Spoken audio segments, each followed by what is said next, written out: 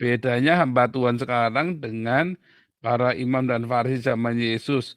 Ya jelas beda, cuma mestinya apanya nih maksudnya pertanyaannya Pak Joseph.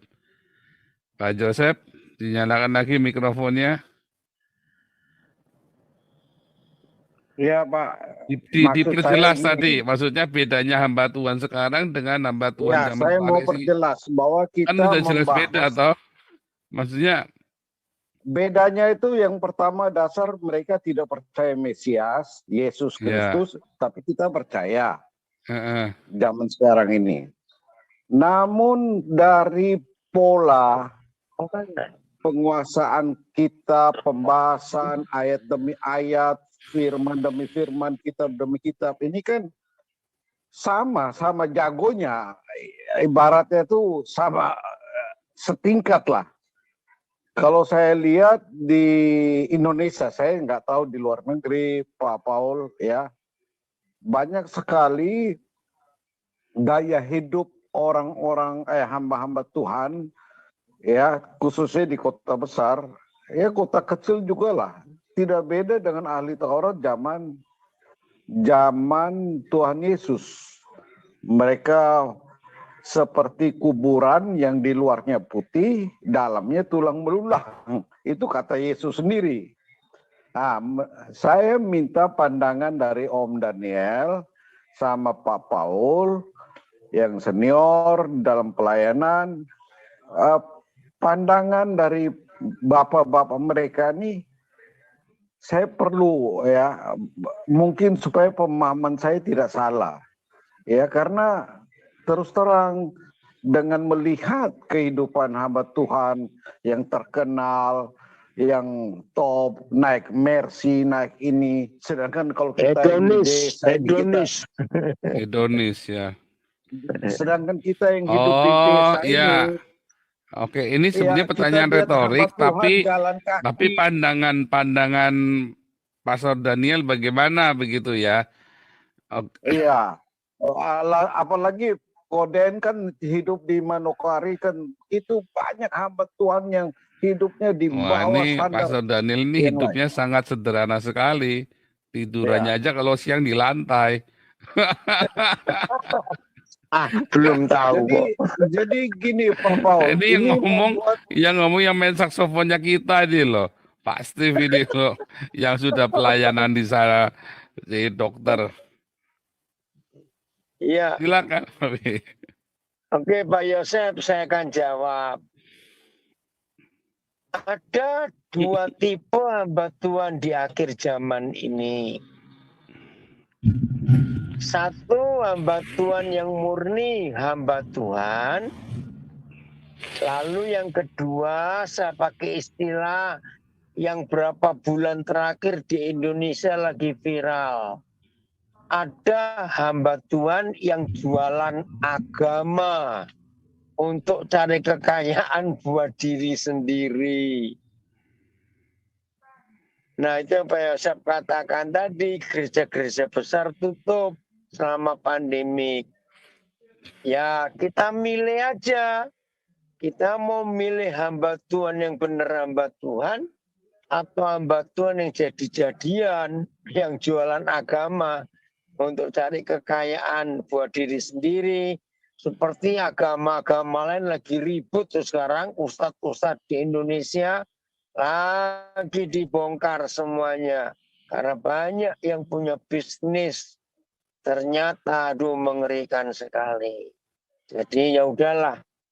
Kalau mereka mau jalani begitu ya urusan mereka dengan Tuhan. Tapi biarlah kita yang tahu kebenaran, hidupi kebenaran itu. Puji Tuhan.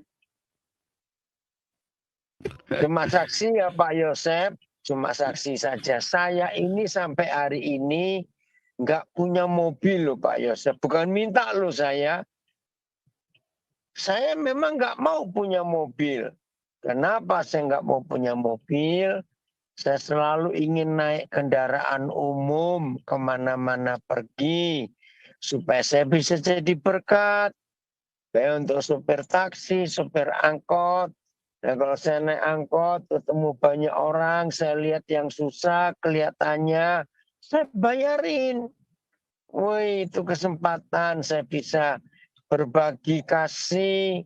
Kalau agak jauh perjalanan saya bisa ngomong, nggak soal agama, nggak soal Tuhan Yesus, tapi soal kasih, soal pengampunan, soal masih ada harapan dalam hidup. Nah itu Pak Yosef, jadi sampai hari ini saya itu nggak punya mobil pribadi. Cuma kesaksian saja. Haleluya. Luar biasa ya. Itu yang dibilang, teladanilah aku seperti aku meneladani Kristus. Kalau jemaatnya Amin. pakai Ferrari, jemaatnya mau neladaninya gimana? Kirap-kirap. Kalau perlu korupsi, kalau perlu tipu sana tipu sini, biar diberkati Tuhan. Bisa sama-sama beli Ferrari. Kalau pendetanya hidupnya sederhana, jemaatnya tidak kirap-kirap. Kalau pendetanya rajin berdiakonia, ya jemaatnya harus meneladani berdiakonia. Sebenarnya kan begitu kan. Tetapi masalahnya kan, nah itu tadi ya. Ada seorang pendeta A, kemarin ada tamu saya dari gereja ini ya, mendaftarkan diri bergabung dengan gereja besar di Indonesia, lalu buka di Belanda. Terus saya bilang, kamu tuh gabung sama dia mundur malah. Kamu kan sudah tahu kebenaran. Nah, saya ceritain. Kamu tahu nggak? Ya kan, tapi banyak anak-anak muda gabung sama gereja ini. Kamu tahu nggak kenapa anak muda ini gabung sama gereja ini? Karena dia adalah figur kemakmuran orang ganteng tadi ya. Orang cakep, orang ganteng. Dan dengan branded yang dia pakai, anak-anak muda pengen kayak gitu. Itu akan mencelakakan mereka nanti suatu hari. Karena figur-figur itulah yang ditiru oleh anak-anak muda sekarang. Termasuk saya dulu waktu kecil, cita-cita jadi pendeta, karena Pak Pendeta keliling dunia, mobilnya bagus, kaya raya. Saya miskin dulu, enak juga kerja jadi pendeta ya. Terus Tuhan hantam saya habis-habisan, ya, dimurnikan, disucikan, dimurnikan sampai motifnya benar. Begitu motifnya benar, ya keluarlah si Nitro ke-26 ini kan, N26 ini. Haleluya. Teladanilah aku seperti aku meneladani Kristus. Kalau saya berdiakonia, Anda juga harus berdiakonia. Kalau saya menyerahkan hartanya 100%, Anda juga harus sama. Rasain lo Amin. ikut gerombolan Nabi ke-26.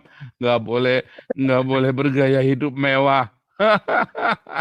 Kalau Anda nenteng tas ya, atau Anda lagi pakai Airlogi 1 miliar, ingat-ingat tuh Anda lagi nenteng 100.000 nasi bungkus itu. Ya, tiap hari Anda nenteng 100.000 nasi bungkus, apa nggak capek? Haleluya.